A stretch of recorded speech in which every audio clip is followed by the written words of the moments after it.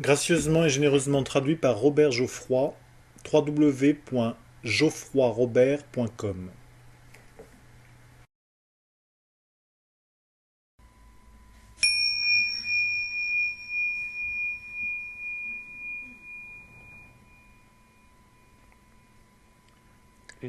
Est-ce que le libre arbitre est quelque chose qui existe?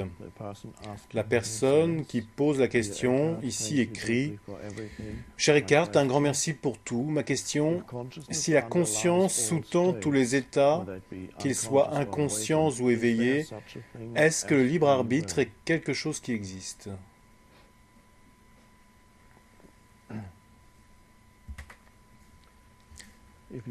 En posant la question de cette façon, celle-ci peut sembler quelque peu abstraite. Est-ce que le libre arbitre est quelque chose qui existe? Certes, c'est une vieille question philosophique, mais pour la rendre un peu plus directe, immédiate et expérientielle, on pourrait la reformuler un peu autrement et se demander: est-ce que j'ai le libre arbitre? Vous regardez alors pour vous-même. Peut-être pouvez-vous avoir un début de réponse en vous observant vous-même, plutôt que de croire que la réponse doit venir de quelqu'un d'autre. Donc, si vous vous observez vous-même, vous pouvez dire d'abord: eh bien oui, j'ai l'impression d'avoir le libre arbitre parce que je peux décider de faire des choses et les faire. À l'instant, je peux lever mon bras droit ou ne pas le lever. Cela semble bien être mon libre arbitre. Je peux me dire que je vais maintenant lever le bras. Or, si je ne regarde pas plus profondément, cela me semblera évident que le libre arbitre existe, d'un point de vue superficiel.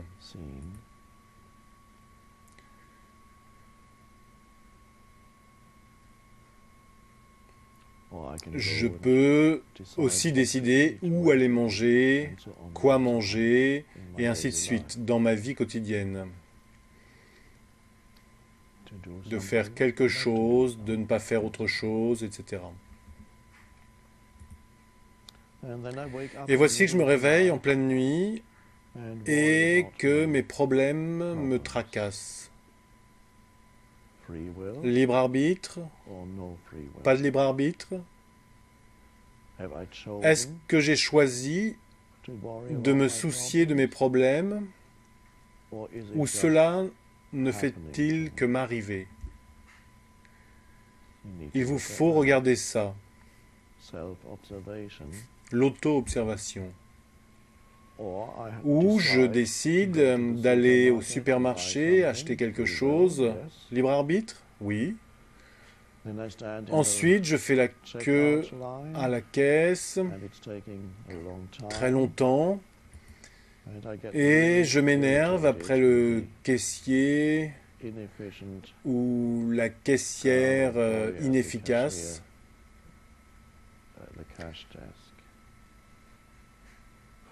Libre arbitre ou pas de libre arbitre? Est-ce que je choisis? Est-ce que je me dis: maintenant, je décide de m'énerver vraiment contre cette personne?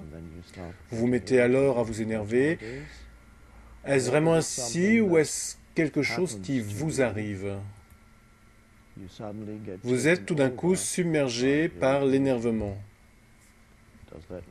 Est-ce que cela ressemble au libre arbitre? Non. On dirait que remontent des forces que vous ne pouvez pas contrôler apparemment. Tout comme pour les tracas en pleine nuit.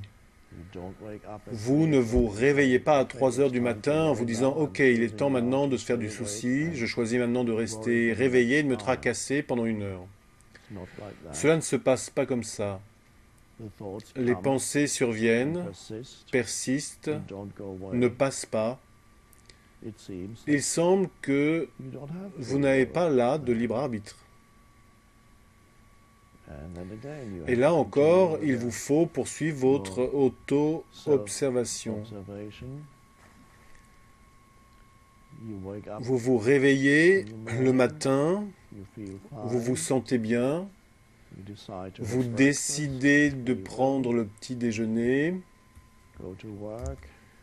libre arbitre, vous allez travailler en voiture, vous êtes touché par un autre automobiliste agressif et vous avez presque un accident.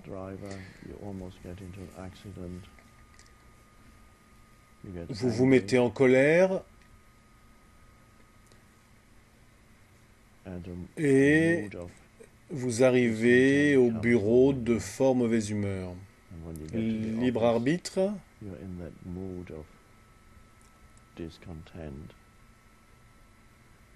non. Cela s'est simplement produit. Donc, au départ, vous pouvez penser que vous avez le libre arbitre et si vous vous observez bien dans votre vie quotidienne, vous pouvez remarquer très souvent que les choses semblent simplement surgir de l'intérieur et vous envahissent. Des pensées, des émotions, des réactions, des schémas comportementaux. Il peut même y avoir tout un aspect de votre soi égoïque qui remonte de temps en temps, réactivé par certaines situations. Des psychologues utilisent le terme sous-personnalité. Donc, dans certaines situations, vous pouvez remarquer plus ou moins ce phénomène en pratiquant l'auto-observation. À certains moments, vous pouvez remarquer qu'il y a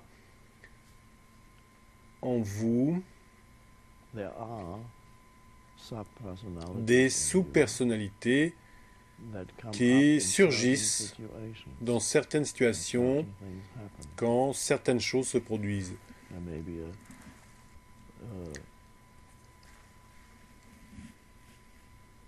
Cela peut être une personne très en colère qui surgit à l'occasion où le plaintif, la victime, réactivée elle aussi.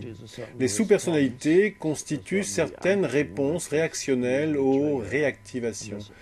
C'est un peu comme si vous étiez temporairement transformé en une autre personne.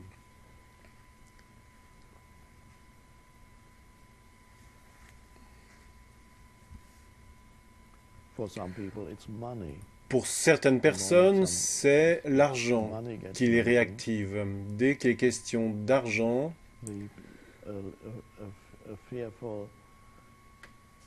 une entité pleine de peur surgit, se montre peut-être agressive. La personne est complètement transformée en quelque chose d'autre. Nous connaissons tous bien le corps de souffrance. Quand il remonte, est-ce que vous le choisissez? Évidemment non. Il ne fait qu'apparaître. Il remonte et vous êtes tout d'un coup quelqu'un d'autre. Vous pouvez aussi le voir chez l'autre, votre femme, votre mari. L'énergie change subitement et une personne différente, très différente, se présente. C'est toujours un choc. Quand vous vivez avec quelqu'un, vous remarquez après un temps que vous vivez en fait avec différentes personnes d'une certaine manière. Vous ne vivez pas seulement avec cette personne que vous avez rencontrée au départ et vous vous rendez compte que ce n'était qu'un aspect de la personnalité projeté à l'extérieur. En vivant avec elle, vous découvrez d'autres aspects de cette personnalité qui font surface de temps en temps, incluant bien sûr le corps de souffrance. Il y a le soi d'humeur changeante qui se manifeste et vous pouvez finir par ne plus savoir qui sera cette personne le jour suivant. Quel aspect de la personnalité sera là? Il y a donc des soi différents, des facettes différentes du soi égoïque et nous ne pouvons pas parler là de libre arbitre.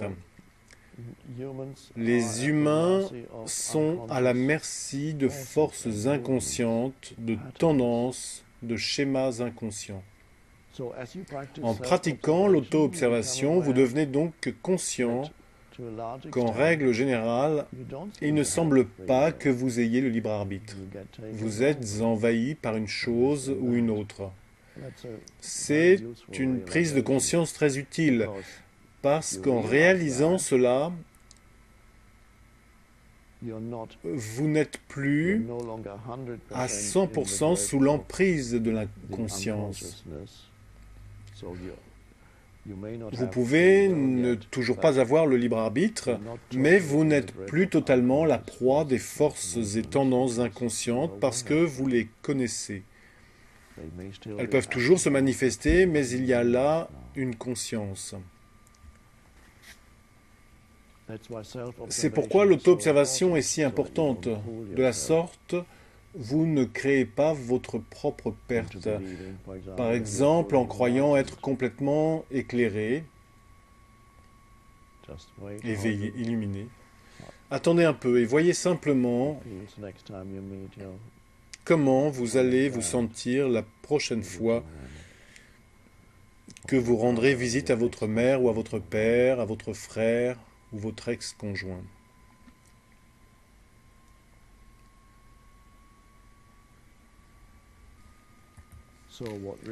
Ce qui doit vraiment se passer, c'est le développement de la présence observatrice. C'est la seule chose qui puisse permettre un sentiment d'unité du je, JE, plus profond que le sentiment limité du je qui prétend d'habitude être qui vous êtes, mais qui n'est ordinairement qu'une identification avec certaines choses qui remontent en vous.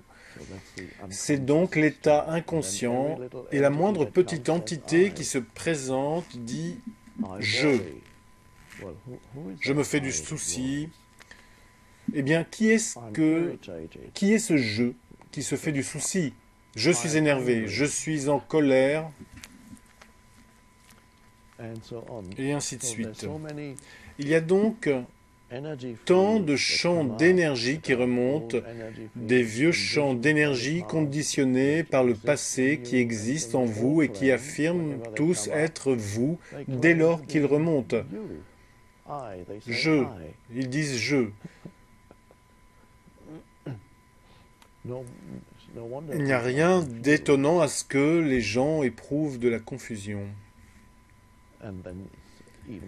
C'est la même chose avec le désir, avec le vouloir.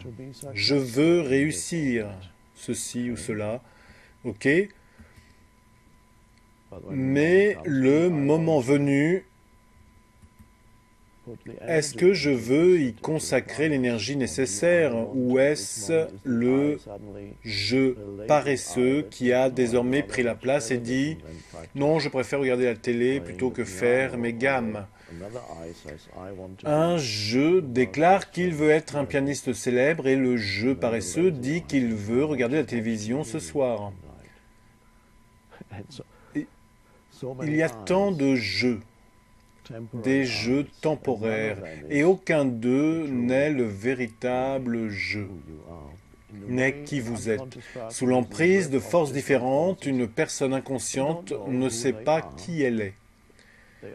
Il n'y a pas de jeu unifié, pas de jeu plus profond. Il n'y a que des jeux passagers. Et parfois, ils se battent entre eux.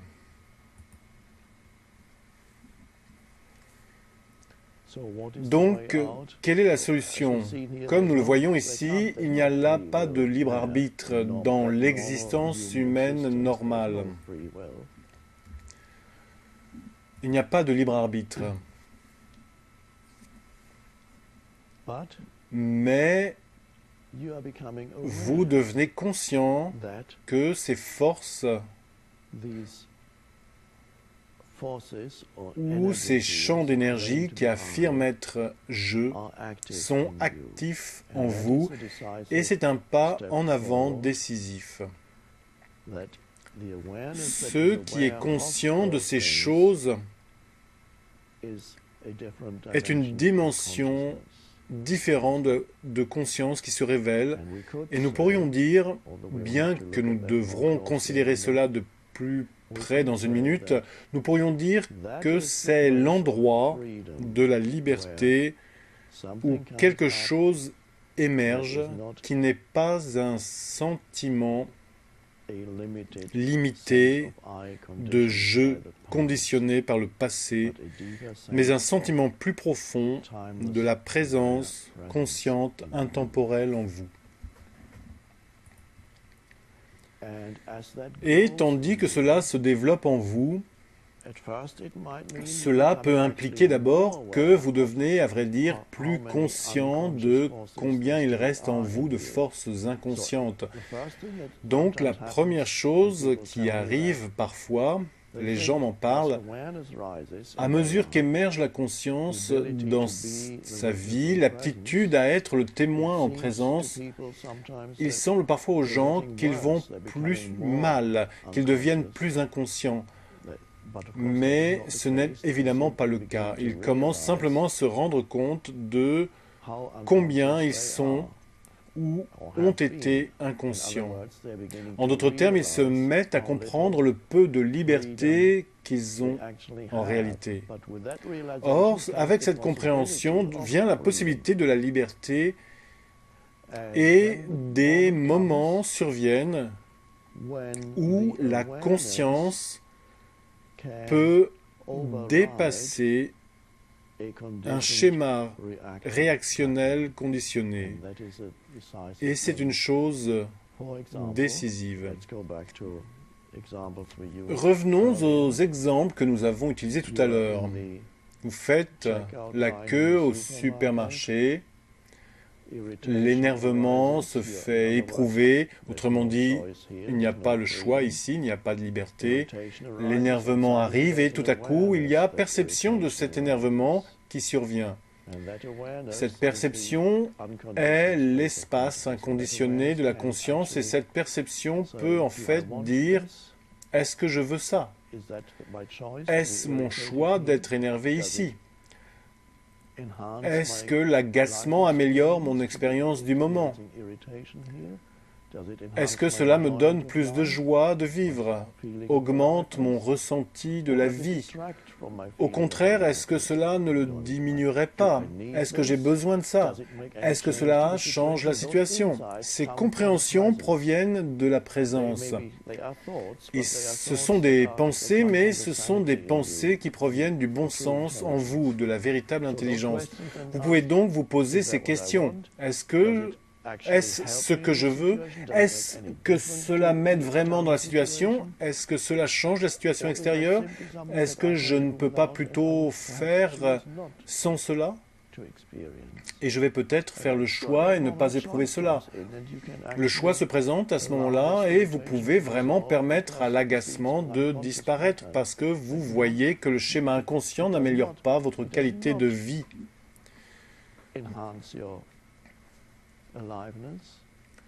Ne contribue pas à votre joie de vivre. Au contraire, il la diminue.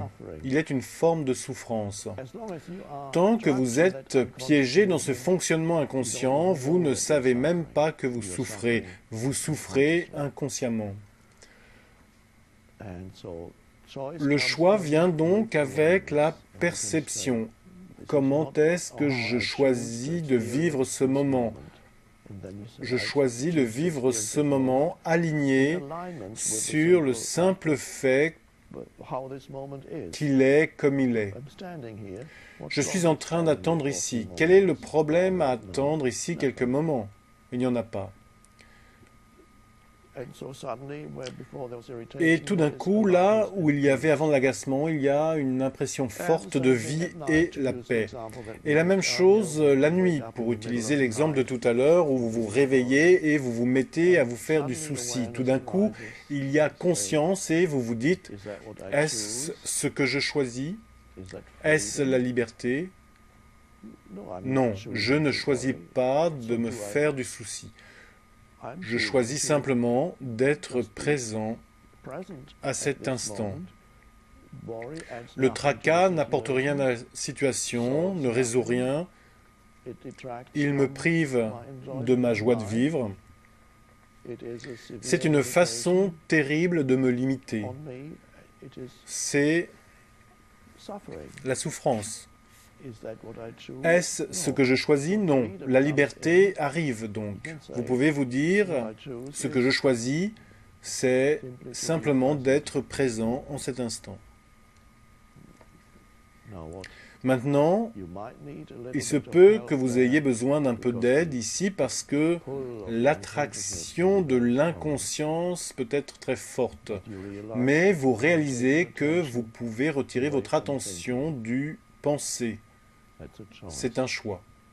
Et la diriger sur le corps subtil, sur les perceptions sensorielles, sentir la vie des perceptions sensorielles tout autour de vous, sentir la vie du corps subtil. Vous avez choisi cela plutôt que l'activité mentale inutile, ordinairement appelée tracas, et ainsi de suite. Petit à petit, la perception consciente peut dépasser les vieilles réactions conditionnées et cela fait partie du processus d'éveil humain. C'est la chose la plus magnifique, c'est tout ce qui concerne votre vie. Vous désidentifiez peu à peu des schémas compulsionnels de sorte à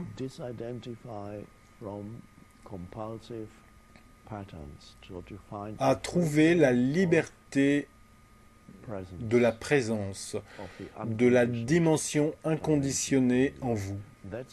C'est tout ce qu'implique votre vie.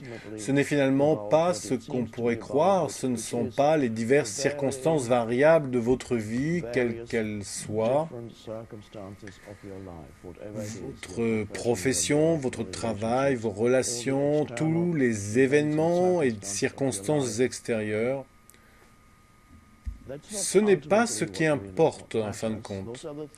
Toutes ces choses ne sont que les formes sous lesquelles se déploie votre existence, mais ce qui importe à l'arrière-plan, c'est l'état de conscience que vous soumettez aux situations existentielles que vous rencontrez. C'est là où se trouve la véritable croissance, la véritable libération et la véritable liberté. Ce n'est pas dans le changement, bien que vous interagissiez évidemment avec la vie, avec les gens et avec les situations. Vous ne faites pas seulement l'expérience de certaines situations, vous créez aussi des situations, mais quoi que ce soit, vous le créez à partir de votre état de conscience. Votre véritable évolution n'est pas ce que vous accomplissez à l'extérieur, c'est secondaire. Votre véritable évolution a à voir avec l'éveil de la conscience en vous, tout en poursuivant votre vie. Des choses vous arrivent à vous et vous faites arriver des choses. Il y a les deux mouvements. Un point essentiel. Les gens pensent que ce qui nous arrive dans la vie est très important, incluant l'ensemble des circonstances dans lesquelles ils sont nés, ont vécu en tant qu'enfants, et cela continue. Certaines choses vous arrivent dans la vie, votre environnement par exemple. Traditionnellement, les gens appellent ça le karma. Des bonnes choses vous arrivent, c'est du bon karma. Les mauvaises choses vous arrivent, c'est du mauvais karma. C'est une idée traditionnelle, mais le vrai karma ne se trouve pas dans ce qui vous arrive. Le vrai karma se trouve dans la façon dont vous répondez à ce qui vous arrive. C'est là où vous faites l'expérience du véritable karma. Votre réponse à ce qui vous arrive en toutes circonstances détermine ce qui arrive par la suite. En changeant les anciennes réponses, conditionnées ou autres réactions, vous mettez fin au conditionnement karmique. Donc, si vous changez la manière dont vous réagissez envers les gens, les événements et les lieux, vous remarquez par la suite que ces choses extérieures se mettent à changer.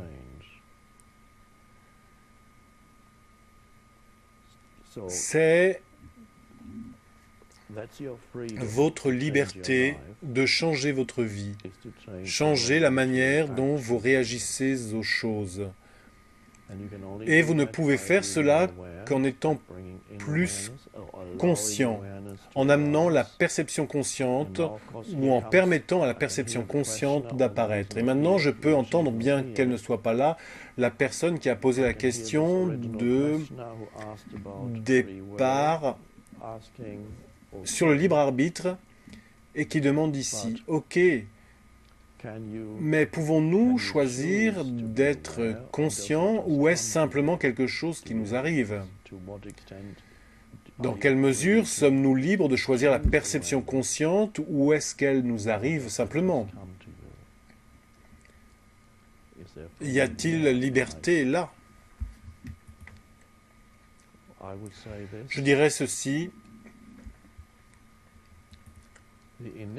L'apparition initiale de la conscience vous arrive en quelque sorte. C'est un acte de grâce. Quand vous vous rendez compte au début de la possibilité en vous d'être conscient, une étincelle de conscience, un rayon de conscience apparaît. Vous ne pouvez pas le faire arriver, il apparaît.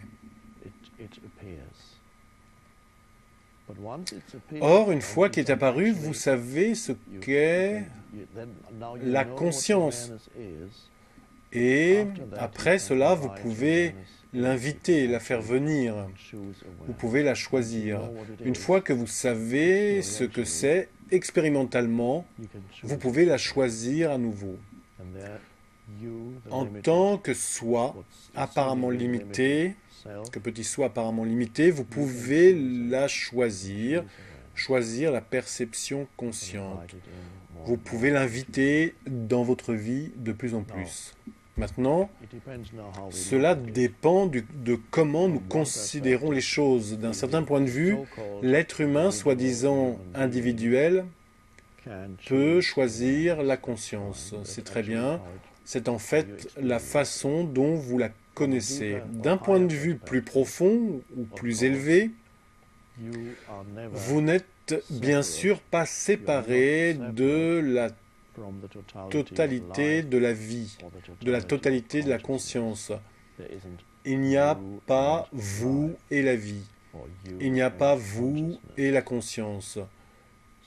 Vous êtes donc une partie inséparable de la totalité. Donc, de cette perspective plus profonde ou plus élevée, vous ne choisissez pas la conscience malgré tout, parce qu'il n'y a finalement pas de je séparé. Il n'y a que le je unique, universel, la conscience une. qui se manifeste à travers vous.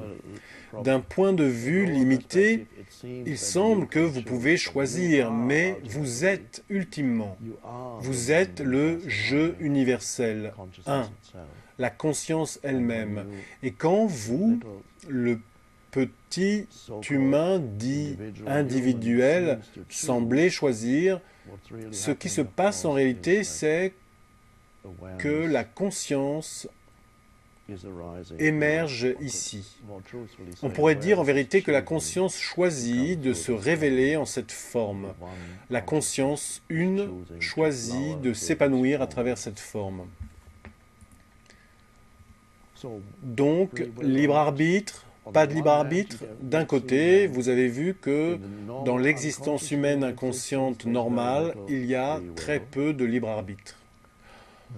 Ensuite arrive la possibilité de quelque chose de différent que l'on pourrait appeler libre arbitre quand la conscience émerge. Or, même cela n'est le libre arbitre que d'une perspective limitée.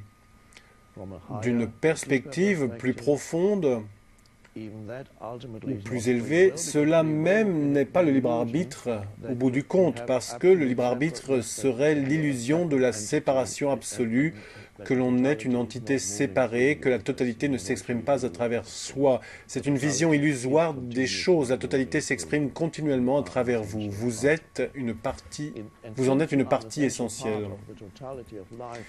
Et puisque vous êtes une partie essentielle de la totalité de la vie ou de la conscience, vous ne pouvez en fait jamais dire honnêtement, au niveau le plus profond, j'ai le libre arbitre. À moins que vous assimiliez le petit jeu au grand jeu universel, ce qui est le cas finalement. Or, ce dont vous faites alors l'expérience, c'est que le jeu universel, l'intelligence universelle opère à travers vous en tant que vous. Et comme le poète Hafez, que j'ai déjà cité, le dit, et ce que vous percevez alors, vous êtes le trou dans la flûte à travers lequel Dieu se meut, Dieu joue. Vous êtes le trou dans cette flûte et Dieu ou la conscience joue à travers ce trou. Pour amener cela à un niveau pratique, c'est votre tâche de trouver la liberté de la présence, de la conscience inconditionnée, de sorte que vous soyez aligné sur le non conditionné qui veut venir, la dimension transcendante qui veut venir en cela.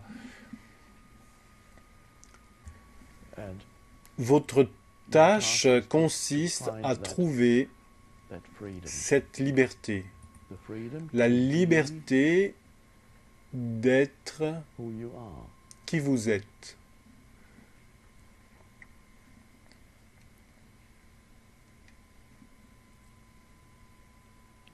La conscience elle-même. C'est alors que vous ne pouvez plus vraiment dire, eh bien, libre arbitre ou pas de libre arbitre. Considérez d'un certain point de vue, vous n'avez pas de libre arbitre en tant que vous, parce que vous ne savez même pas ce que vous allez dire ensuite. Je n'ai pas de libre arbitre, il est vraiment limité, je pourrais dire, je n'ai pas la moindre idée de ce qui va sortir de ma bouche après. Est-ce le libre arbitre? Je ne sais pas. C'est une question de perspective. Et vous n'avez plus besoin de réponse définitive. D'une certaine perspective, il y a maintenant le libre arbitre. D'une autre perspective, je suis simplement un trou dans la flûte.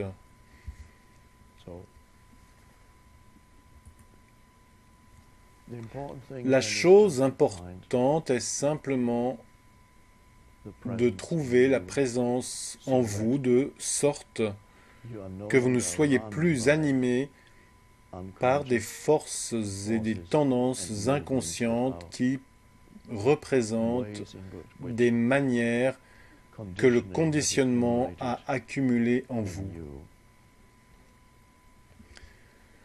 Sortez de là et expérimentez la liberté de la présence.